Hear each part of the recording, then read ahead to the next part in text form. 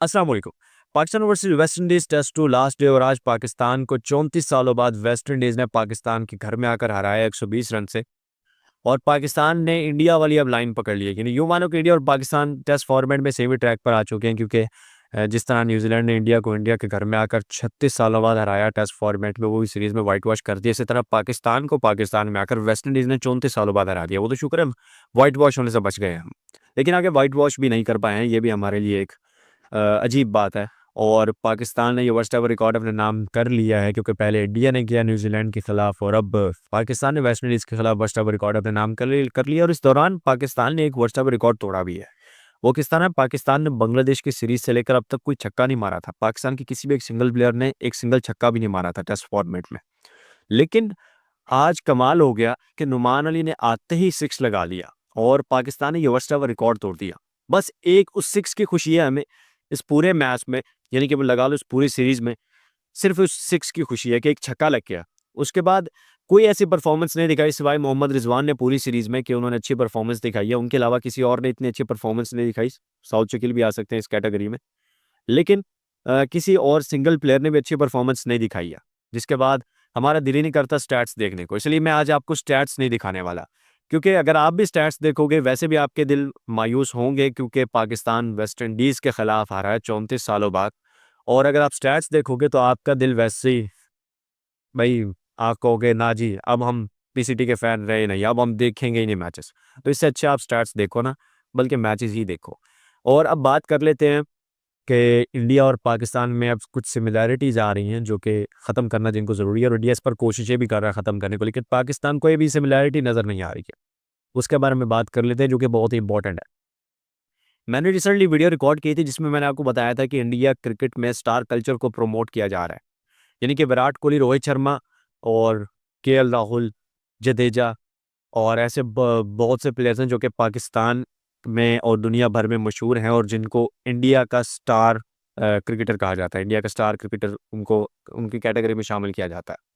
तो अब उनको निकालने की कुछ ज़रूरत नहीं कर सकता। चलिए बाकी प्लेयर्स को हम साइड पे रख देते हैं। सिर्फ विराट कोहली, रोहित शर्मा की बात करते हैं। विराट कोहली, रोहित शर्मा को कोई निकालने की ज़रूरत नहीं कर सकता। अब उनको निकालने का इस तरह कहा जाए कि भाई निकल जाओ, ना, कोई नहीं कर सकता, क्योंकि उनको पता है स्टार क्रिकेटर्स हैं।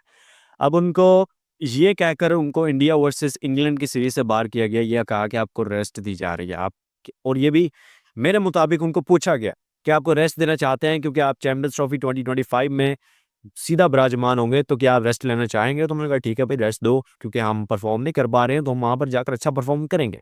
तो उनको रेस्ट दी गई है। इसी वजह से इंडिया वर्सेस इंग्लैंड में आपको नज़र नहीं आ रहे हैं ओडीआई में, और नज़र भी नहीं आएंगे, और आगे चैंपियंस ट्रॉफी 2025 में ही सीधा वो जलवागर होंगे मैदान में। तो इसी तरह स्टार कल्चर को प्रमोट किया गया इंडिया में, और इंडिया के ही स्टार क्रिकेटर्स ने मिलकर इस स्टार कल्चर को ख़त्म करने की जो कैंपेन स्टार्ट की, वो बहुत कामयाब रही। और अब स्टार कल्चर को ख़त्म करने की वहाँ पर भरपूर कोशिश की जा रही है, और यहाँ पर सारा क्रेडिट जो जाता है इंडिया में स्टार कल्चर को ख़त्म करने का, वो तब पूरा का पूरा इंडियन स्टार क्रिकेटर्स को जाता है, जो कि इंडिया के साबिक क्रिकेटर्स हैं, जिनमें हरभजन सिंह हैं और सचिन तेंदुलकर हैं और आकाश चोपड़ा हैं। इन जैसे जो स्टार क्रिकेटर्स हैं इंडिया के साबिक क्रिकेटर्स, उनको ये क्रेडिट जाता है। और अब पाकिस्तान की बात करते हैं तो पाकिस्तान में भी स्टार कल्चर को प्रमोट किया जा रहा है, लेकिन ये पाकिस्तान क्रिकेट बोर्ड को नज़र नहीं आ रहा है। इंडिया क्रिकेट को नज़र आ गया और उन्होंने बंद करना स्टार्ट कर दिया, लेकिन पाकिस्तान क्रिकेट बोर्ड को नज़र नहीं आ रहा है। वो इस तरह के पाकिस्तान में स्टार कल्चर को प्रमोट किया जा रहा है। आपको पता है स्टार कल्चर को किस तरह प्रमोट किया जाता है, स्टार कल्चर क्या है, और स्टार क्रिकेटर्स कौन से हैं हमारे पाकिस्तान में, वो आप सब लोग अच्छे तरीके से जानते हैं। नंबर 1 पर हमेशा हर कोई बाबर आज़म को देखता है कि बाबर आज़म स्टार क्रिकेटर हमारे पाकिस्तान में, और फिर उसमें कैटेगरी में मोहम्मद रिजवान भी आते हैं, शादाब खान भी आते हैं और फ़खर ज़मान भी आते हैं। लेकिन फ़खर ज़मान को स्टार क्रिकेटर में कोई नहीं रखता। स्टार क्रिकेटर्स में फ़खर ज़मान को कैटेगरी में हत्ता कि पीसीबी क्या हमारे जो लोग हैं वो भी नहीं रखते हैं। हाँ, अब लोग कुछ रखने लगे हैं, लेकिन अभी भी किसी से पूछ लो क्या स्टार क्रिकेटर में फ़खर ज़मान आते हैं? उन्होंने कहना नहीं, नहीं आते। क्योंकि बाबर आज़म सबके दिलों में बैठ चुके हैं, दिमागों में बैठ चुके हैं। तो ये कुछ स्टार क्रिकेटर्स हैं जिनको जो है टीम में पक्का कर दिया गया, यानी कि एक टीम पर मोहर सी लगा दी गई है कि ये टीम में हैं, इनको टीम से निकाला नहीं जा सकता, इनके बगैर टीम का गुजारा ही नहीं है। तो अब इस स्टार कल्चर को हमें ख़त्म करने की ज़रूरत है पाकिस्तान में।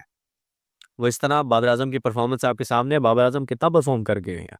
पिछली पूरी सीरीज़ में बाबर आजम अच्छा परफॉर्म नहीं कर पाए, पिछले पूरे मैच में बाबर आजम अच्छा परफॉर्म नहीं कर पाए, सिंगल डिजिट पर आउट होते गए हैं। और ये तो शुक्र है कि इस मैच में इस इनिंग में बाबर आजम को अच्छा परफॉर्म करके गए हैं। इस इनिंग में आज के दिन सिर्फ 31 स्कोर करके गए हैं, लेकिन भाई as a Babar fan 31 score हमारे लिए बड़ा है, तो इसलिए बाबर आजम ने जो 31 किया वो हमारे लिए बहुत है भाई। हमारे दिलों को भा गया कि बाबर आजम ने 31 स्कोर कर लिया, क्योंकि बाबर आजम आजकल विराट कोहली की लाइन पकड़े हुए हैं। विराट कोहली जिस तरह वापस पवेलियन को टाइम से चलते बने थे बीजीटी पूरी में, उसी तरह बाबर आजम पूरे वेस्ट इंडीज़ के खिलाफ टूर में जो है वो चलते बने सीधा भाई पवेलियन को चलो। तो बाबर आजम की परफॉर्मेंस यहाँ पर हमें चाहिए थी, लेकिन बाबर आजम उस तरह परफॉर्म नहीं कर पाए। अगर सिंगल बाबर आजम परफॉर्म कर पाते, अगर बाबर आजम इस मैच में अच्छा परफॉर्म कर लेते, जिस तरह 250 स्कोर बनाया वेस्ट इंडीज़ ने, पाकिस्तान 350 400 स्कोर कर सकता था, लेकिन नहीं कर पाया। और उसके बाद शान मसूद जो कि कैप्टन है, और हमेशा कॉन्फ्रेंस में आकर शान मसूद यही कहते हैं कि हम अच्छा परफॉर्म करने की कोशिश करेंगे, हम लर्न करने की कोशिश कर रहे हैं, हम जो है अब इनको छोड़ेंगे, हम वो कर देंगे वो कर देंगे। भाई वैसे बातें करने से कुछ नहीं होता, आपको परफॉर्म भी करना पड़ता है। जब आप मैदान में शान मसूद आते हैं तो मैदान में पता लग जाता है कितना अच्छा परफॉर्म करके, कितना अच्छा लर्न कर आए हैं वो पिछले मैच से।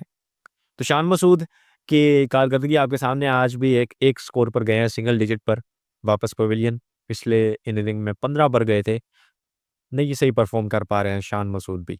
और उसके बाद मोहम्मद रिजवान की बात करते हैं। मोहम्मद रिजवान ने अच्छा परफॉर्म किया भाई, उस बंदे को सल्यूट है जिसकी वजह से पाकिस्तान 120 से हारा है।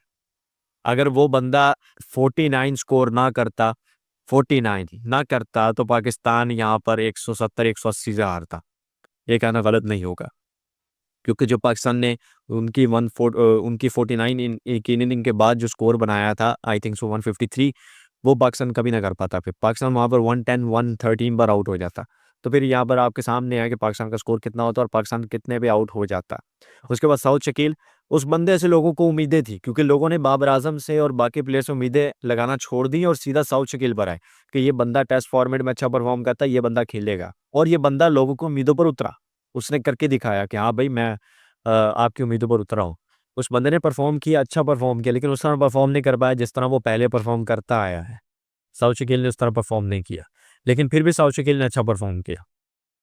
उसके बाद साजिद खान और नुमान अली, अबरार अहमद, इन तीनों स्पिनर्स ने मिलकर जो ट्रायो बनाया और वेस्ट इंडीज़ की धज्जियां उड़ा दी। वेस्ट इंडीज़ के हर इनिंग में, हर मैच में उन्होंने जो आउट किए उनके प्लेयर्स को, उनके प्लेयर्स के दिलों में डर बिठा दिया कि स्पिनर आ गए हैं, अब तो हमारी खैर नहीं, अब हम आउट हो जाएंगे। और वो आउट हुए भी।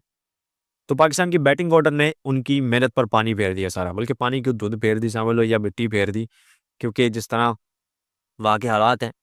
अब यहाँ पर पाकिस्तान क्रिकेट में एक समझ लो कि एक परंपरा, जिसे हिंदी में बोलते हैं और उर्दू में बोले तो रिवाज, एक चल पड़ा है कि आपने टेस्ट फॉर्मेट जब भी खेलना है, यहाँ पर स्पिनर पिच बनानी है कि यहाँ पर हमने स्पिनर्स मैदान में उतारने हैं, तो स्पिनर पिच होगी, बड़ा मजा आएगा अगर टीम को आउट करने के। लेकिन वो ये भूल जाता है कि भाई हमने भी इस पिच पर खेलना है, और अगर हम इस पिच पर खेलेंगे तो हमें पता है कि हम स्पिनर पिच पर नहीं खेल सकते हैं, क्योंकि स्टार्स हमारे सामने, परफॉर्मेंस हमारे सामने, हमने मैच सब ने बैठ कर लाइव देखा क्या हुआ, हम नहीं खेल सकते। भाई जो आराम से बॉल आ रही है उसे आगे बिल्कुल पैदल चल के मार रहे हो, तो क्या वो सिक्स लगेगा?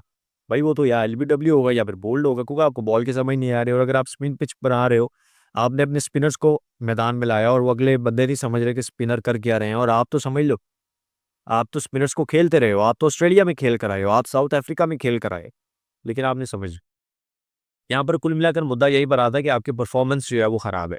क्योंकि पाकिस्तान 8वें नंबर पर, 9वें नंबर से पाकिस्तान हार गया, जो कि टेस्ट फॉर्मेट में लास्ट नंबर है, उस नंबर से पाकिस्तान आ गया, यानी वेस्ट इंडीज से पाकिस्तान आ गया 34 सालों बाद। और ये पाकिस्तान के लिए वर्स्ट एवर रिकॉर्ड है, जो कि पाकिस्तान न जाने अब कब तोड़ेगा, लेकिन अब ये टूटने वाला खैर है ही नहीं। या हो सकता है कि आज से 30 साल बाद या 35 साल बाद कोई टीम आ जाए जो कि पाकिस्तान को जिता ही रखे और वेस्ट इंडीज से हारने ना दे।